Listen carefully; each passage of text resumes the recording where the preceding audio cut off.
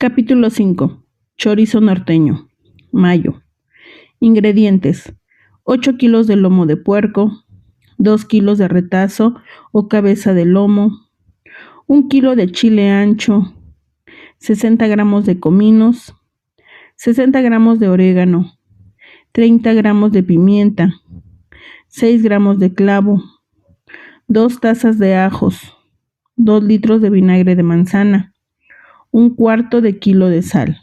Manera de hacerse: el vinagre se pone en la lumbre y se le incorporan los chiles, a los que previamente se les han quitado las semillas. En cuanto suelte el hervor, se retira del fuego y se le pone a la olla una tapadera encima, para que los chiles se ablanden. Chencha puso la tapa y corrió a la huerta a ayudar a Tita en su búsqueda de lombrices. De un momento a otro, llegaría a la cocina mamá Elena a supervisar la elaboración del chorizo y la preparación del agua para su baño, y estaban bastante atrasadas en ambas cosas. El motivo era que Tita, desde que Pedro, Rosaura y el niño se habían ido a vivir a San Antonio, Texas, había perdido todo interés en la vida, exceptuando el que le despertaba un indefenso pichón al que alimentaba con lombrices. De ahí en fuera, la casa podía caerse, que a ella no le importaba. Chencha no quería ni imaginar lo que pasaría si mamá Elena se enteraba que Tita no quería participar en la elaboración del chorizo. Habían decidido prepararlo por ser uno de los mejores recursos para utilizar la carne de cerdo de una manera económica y que les aseguraba un buen alimento por mucho tiempo, sin peligro de que se descompusiera. También habían dispuesto una gran cantidad de cecina, jamón, tocino y manteca. Tenían que sacarle el mejor provecho posible a este cerdo, uno de los pocos animales sobrevivientes de la visita que miembros del ejército revolucionario les habían hecho unos días antes. El día que llegaron los rebeldes, solo estaban en el rancho mamá Elena, Tita, Chencha y 2 peones, Rosalío y Guadalupe. Nicolás, el capataz, aún no regresaba con el ganado que por imperiosa necesidad había ido a comprar, pues ante la escasez de alimentos habían tenido que ir matando a los animales con que contaban, y era preciso reponerlos. Se había llevado con él a 2 de los trabajadores de más confianza para que lo ayudaran. Había dejado a su hijo Felipe al cuidado del rancho, pero mamá Elena lo había relevado del cargo, tomando ella el mando en su lugar, para que Felipe pudiera irse a San Antonio, Texas, en busca de noticias sobre Pedro y su familia. Temían que algo malo les hubiera pasado ante su falta de comunicación desde su partida. Rosalío llegó a galope a informar que una tropa se acercaba al rancho. Inmediatamente, mamá Elena tomó su escopeta y mientras la limpiaba, pensó en esconder de la voracidad y el deseo de estos hombres los objetos más valiosos que poseía. Las referencias que le habían dado de los revolucionarios no eran nada buenas. Claro que tampoco eran nada confiables, pues provenían del padre Ignacio y del presidente municipal de Piedras Negras. Por ellos tenían conocimiento de cómo entraban a las casas, cómo arrasaban con todo y cómo violaban a las muchachas que encontraban en su camino. Así pues, ordenó a Tita, Chencha y el cochino que permanecieran escondidos en el sótano. Cuando los revolucionarios llegaron, encontraron a mamá Elena en la entrada de la casa. Bajo las enaguas escondía su escopeta. A su lado estaban Rosalío y Guadalupe. Su mirada se encontró con la del capitán que venía al mando, y éste supo inmediatamente, por la dureza de esa mirada, que estaban ante una mujer de cuidado. Buenas tardes, señora. ¿Es usted la dueña de este rancho? Así es. ¿Qué es lo que quieren? Venimos a pedirle, por las buenas, su cooperación para la causa. Y yo, por las buenas, les digo que se lleven lo que quieran de las provisiones que encuentren en el granero y los corrales. Pero eso sí, las que tengo dentro de mi casa no las tocan. ¿Entendido? Esas son para mi causa particular. El capitán, bromeando, se le cuadró y le respondió: entendido, mi general. A todos los soldados les cayó en gracia el chiste y lo festejaron. Pero el capitán se dio cuenta de que con mamá Elena no valían las chanzas. Ella hablaba en serio, muy en serio. tratando de no amedrentarse por la dominante y severa mirada que recibía de ella. Ordenó que revisaran el rancho. Lo que encontraron no fue gran cosa: un poco de maíz para desgranar y 8 gallinas. Uno de los sargentos, muy molesto, se acercó al capitán y le dijo: «Esta vieja ha de tener todo escondido dentro de la casa. Déjame entrar a revisar». Mamá Elena, poniendo el dedo en el gatillo, respondió: «Yo no estoy bromeando y ya dije que a mi casa no entra nadie». El sargento, riéndose y columpiando unas gallinas que llevaba en la mano, trató de caminar hacia la entrada. Mamá Elena levantó la escopeta, se recargó en la pared para no caer al piso por el impulso que iba a recibir, y le disparó a las gallinas. Por todos lados se esparcieron pedazos de carne y olor a plumas quemadas. Rosalío y Guadalupe sacaron sus pistolas temblando y plenamente convencidos de que ese era su último día en la tierra. El soldado que estaba junto al capitán intentó dispararle a mamá Elena, pero el capitán con un gesto se lo impidió. Todos esperaban una orden suya para atacar. «Tengo muy buen tino y muy mal carácter, capitán. El próximo tiro es para usted y le aseguro que puedo dispararle antes de que me maten. Así es que mejor nos vamos respetando, porque si nos morimos, yo no le voy a hacer falta a nadie, pero de seguro la nación sí sentirá mucho su pérdida. ¿O no es así?». Realmente era difícil sostener la mirada de mamá Elena, hasta para un capitán. Tenía algo que atemorizaba. El efecto que provocaba en quienes la recibían era de un temor indescriptible. Se sentían enjuiciados y sentenciados por faltas cometidas. Caía uno preso de un miedo pueril a la autoridad materna.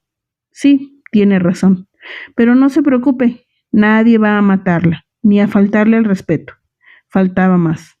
Una mujer así de valiente siempre tendrá mi admiración, y dirigiéndose a sus soldados dijo: «Nadie va a entrar a esta casa.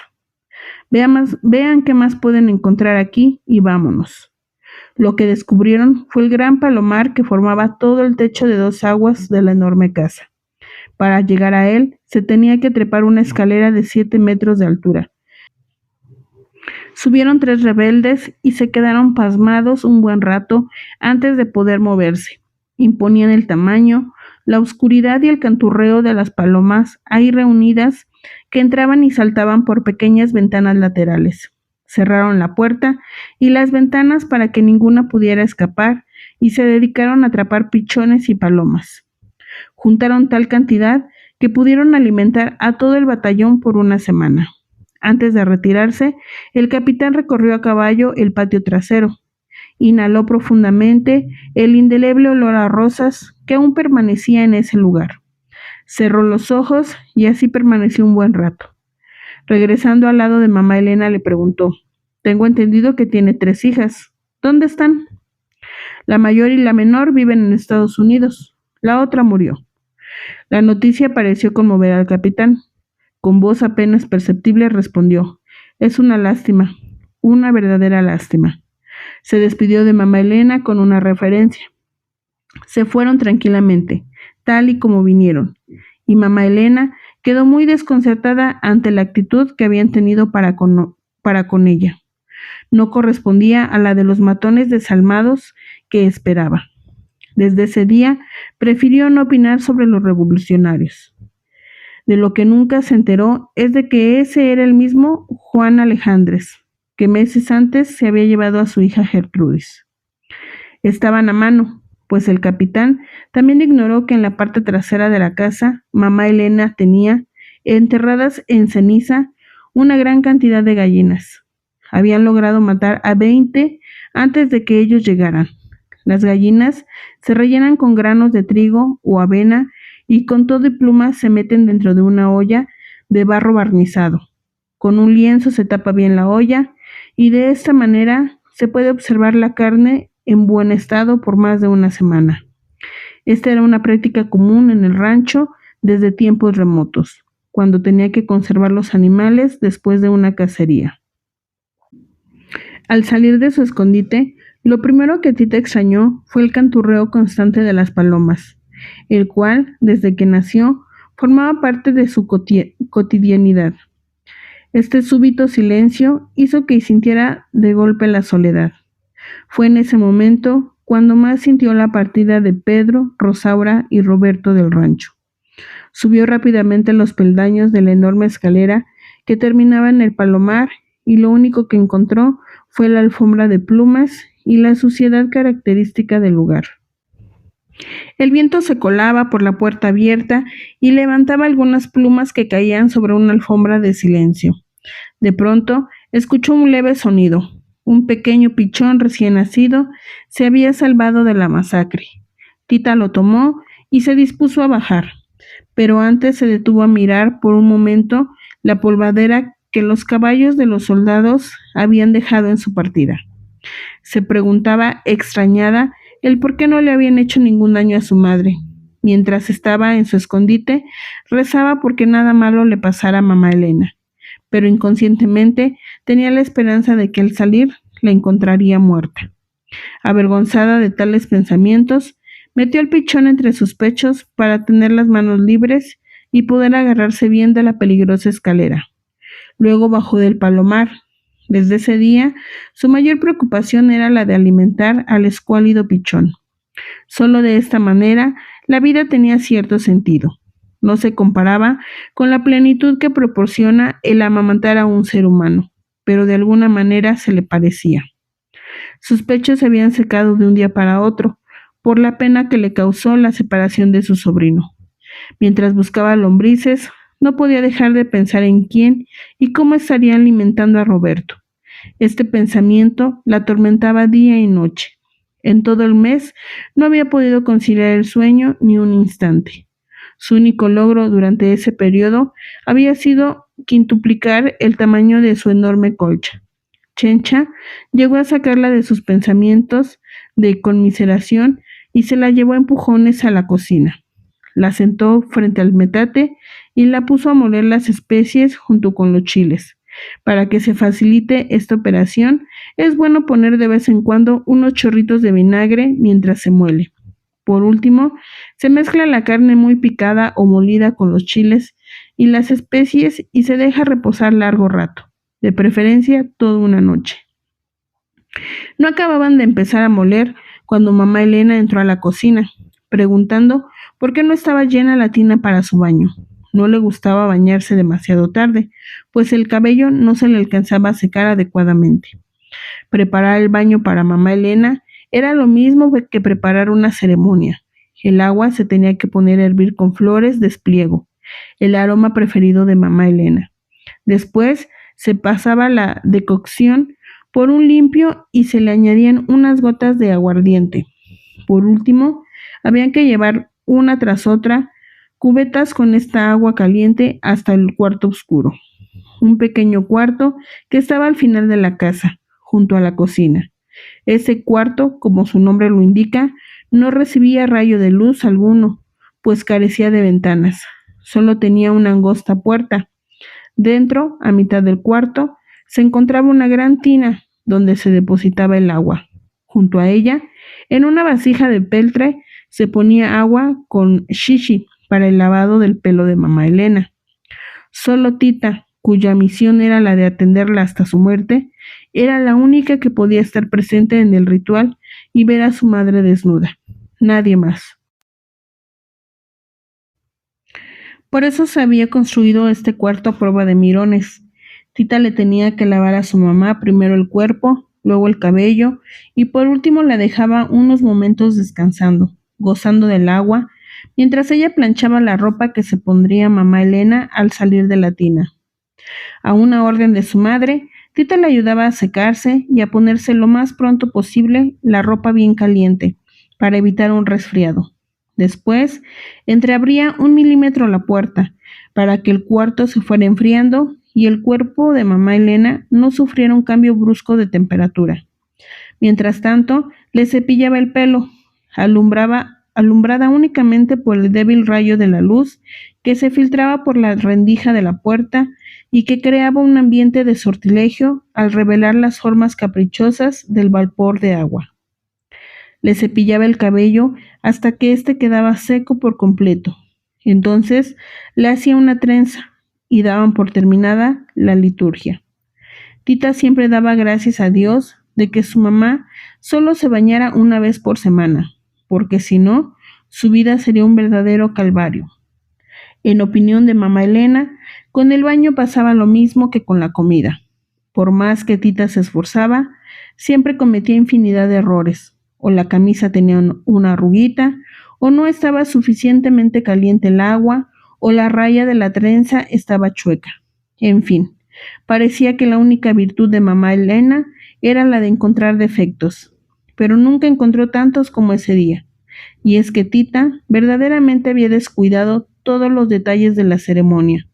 El agua estaba tan caliente que mamá Elena se quemó los pies al entrar. Había olvidado el shishi para el lavado del pelo. Había quemado el fondo y la camiseta. Había abierto la puerta demasiado. En fin, que ahora sí se había ganado a pulso el que mamá Elena la reprendiera y la expulsara del cuarto del baño. Tita caminaba a prisa hacia la cocina, llevando bajo el brazo la ropa sucia, lamentándose del regaño y de sus garrafales fallas. Lo que más le dolía era el trabajo extra que significaba haber quemado la ropa.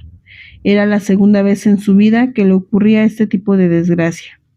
Ahora iba a tener que humedecer las manchas rojizas en una solución de borato de potasa, con agua pura y con lejía alcalina suave, restregando repetidas veces hasta lograr que la mancha desapareciera, aunadando este penoso trabajo al de lavar la ropa negra con que se vestía su madre. Para hacerlo tenía que disolver hiel de vaca en una pequeña cantidad de agua hirviendo, sumergir una esponja suave en esta agua y con ella mojar toda la ropa. Enseguida, aclarar con agua limpia los vestidos y sacarlos al aire libre. Tita fregaba y fregaba la ropa como tantas veces lo hizo con los pañales de Roberto, para quitarle las manchas. Lo lograba poniendo a cocer una porción de orina. En ella sumergía la mancha por un momento, lavándola después con agua. Así de simple, las manchas se esfumaban. Pero ahora, por más que sumergía los pañales en la orina, no podía quitarles ese horroroso color negro. De pronto, se dio cuenta que no se trataban de los pañales de Roberto, sino de la ropa de su madre. La había estado sumergiendo en la basinica que desde la mañana había dejado olvidada sin lavar junto al fregadero. Apenada, se dispuso a corregir su fallo. Ya instalada en la cocina, Tita se propuso poner más atención en lo que hacía. Tenía que poner coto a los recuerdos que la atormentaban, o la furia de mamá Elena podría estallar de un momento a otro. Desde que empezó a preparar el baño de mamá Elena, dejó reposando el chorizo. Por tanto, ya había pasado suficiente tiempo como para proceder a rellenar las tripas. Tenían que ser tripas de res, limpias y curadas. Para rellenarlas, se utiliza un embudo. Se atan muy bien a distancia de 4 dedos y se pica con una aguja para que salga el aire, que es lo que puede perjudicar al chorizo. Es muy importante comprimirlo muy bien mientras se rellena, para que no quede ningún espacio. Por más empeño que Tita ponía en evitar que los recuerdos acudieran a ella y le hicieran cometer más errores, no pudo evitarlos al tenerle en las manos un trozo grande de chorizo y rememorar la noche de verano en que todos salieron a dormir al patio. En la época de canícula se colgaban en el patio grandes hamacas, pues el calor se hacía insoportable. En una mesa se ponía una tinaja con hielo y dentro se colocaba una sandía partida, por si alguien a medianoche se levantaba acalorado con deseos de refrescarse comiendo una rebanada. Mamá Elena era especialista en partir sandía.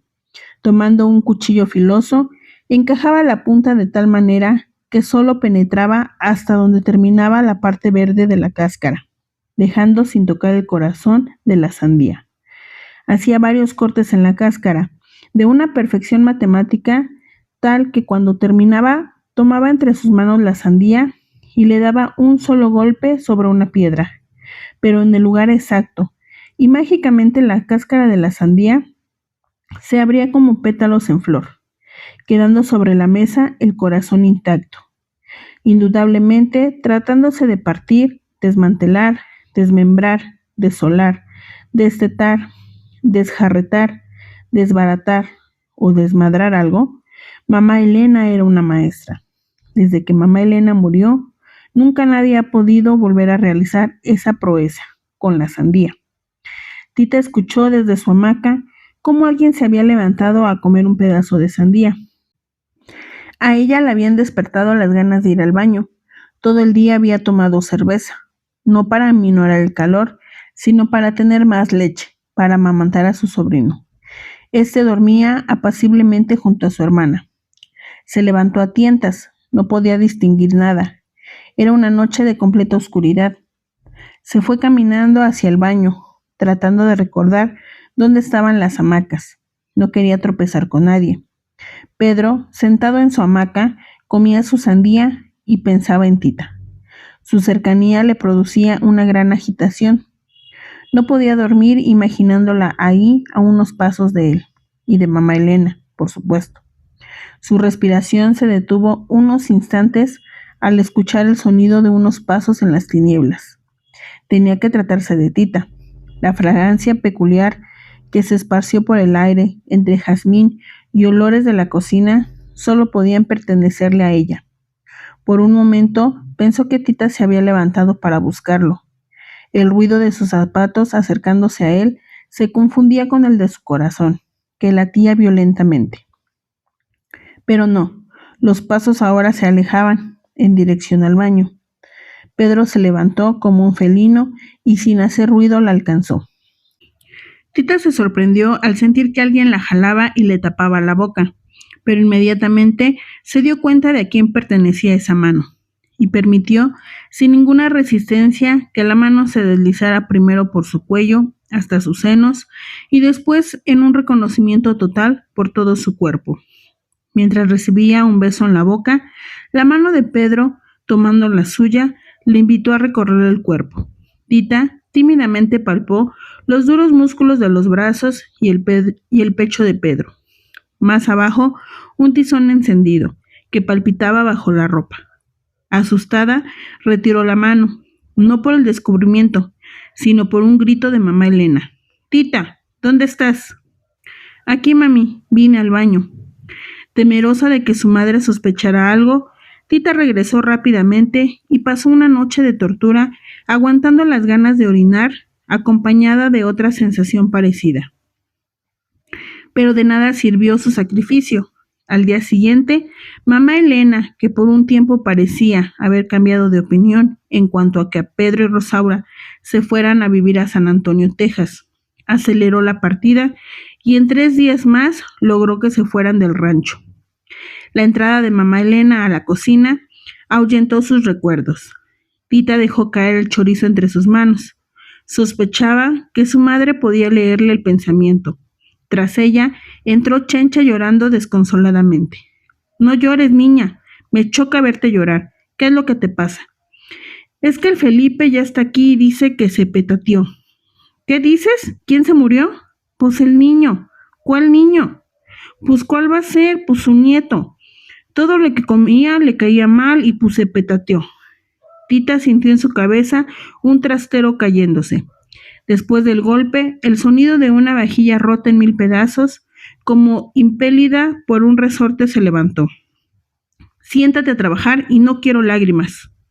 «Pobre criatura, espero que el Señor lo tenga en su gloria, pero no podemos dejar que la tristeza nos gane. Hay mucho que hacer. Primero terminas y luego haces lo que quieras, menos llorar. ¿Me oíste?» Tita sintió que una violenta agitación se posesionaba de su ser. Enfrentó firmemente la mirada de su madre mientras acariciaba el chorizo y después, en lugar de obedecerla, tomó todos los chorizos que encontró y los partió en pedazos, gritando enloquecida. «Mire lo que hago con sus órdenes. Ya me cansé de obedecerla». Mamá Elena se acercó, tomó una cuchara de madera y le cruzó la cara con ella. «Usted es la culpable de la muerte de Roberto», le gritó Tita fuera de sí y salió corriendo, secándose la sangre que le escurría de la nariz. Tomó al pichón, la cubeta de lombrices y se subió al palomar. Mamá Elena ordenó que quitaran la escalera y que la dejaran pasar toda la noche ahí. Mamá Elena y Chencha terminaron en silencio de rellenar los chorizos. Con lo perfeccionista que era mamá Elena y el cuidado que siempre ponía para que no quedara aire dentro de los chorizos, fue verdaderamente inexplicable para todos que una semana después encontraron los chorizos invadidos de gusanos en la bodega donde los había puesto a secar. A la mañana siguiente mandó que Chencha bajara a Tita. Mamá Elena no podía hacerlo, pues solo había una cosa que temía en la vida y era el miedo a las alturas. No soportaba ni el pensamiento de tener que subir por la escalera, que medía 7 metros, y abrir hacia afuera la pequeña puerta para poder entrar. Por lo tanto, le convenía fingir más orgullo del que tenía y mandar a otra persona para que bajara a Tita. Aunque ganas no le faltaban de subir personalmente y bajarla arrastrándola de los cabellos. Chencha la encontró con el pichón en las manos. Tita parecía no darse cuenta de que estaba muerto. Intentaba darle de comer más lombrices. El pobre tal vez murió de indigestión, porque Tita le dio demasiadas. Tita tenía la mirada perdida y miraba a Chencha como si fuera la primera vez que la viera en su vida. Chencha bajó diciendo que Tita estaba como loca y que no quería abandonar el palomar. Muy bien, si está como loca, va a ir a dar al manicomio. En esta casa no hay lugar para dementes. Y efectivamente, de inmediato mandó a Felipe por el doctor Brown para que se llevara a Tita a un manicomio. El doctor llegó, escuchó la versión de la historia de parte de mamá Elena y se dispuso a subir al palomar. Encontró a Tita desnuda, con la nariz rota y llena de suciedad de palomas por todo el cuerpo. Algunas plumas se le habían pegado en la piel y el pelo. En cuanto vio al doctor, corrió a un rincón y se puso en posición fetal. Nadie supo qué le dijo el doctor Brown durante las horas que pasó con ella, pero al atardecer bajó con Tita ya vestida, la subió a su carretela y se la llevó. Chencha corriendo y llorando a su lado. Apenas alcanzó a ponerle a Tita en los hombros la enorme colcha que había tejido en sus interminables noches de insomnio. Era tan grande y pesada que no cupo dentro del carruaje. Tita se aferró a ella con tal fuerza que no hubo más remedio que llevarla arrastrando como una enorme y caleidoscópica cola de novia que alcanzaba a cubrir 1 kilómetro completo. Debido a que Tita utilizaba en su colcha cuanto estambre caía en sus manos, sin importarle el color, la colcha mostraba una amalgama de colores, texturas y formas que parecían y desaparecían, como por arte de magia, entre la monumental polvareda que levantaba a su paso.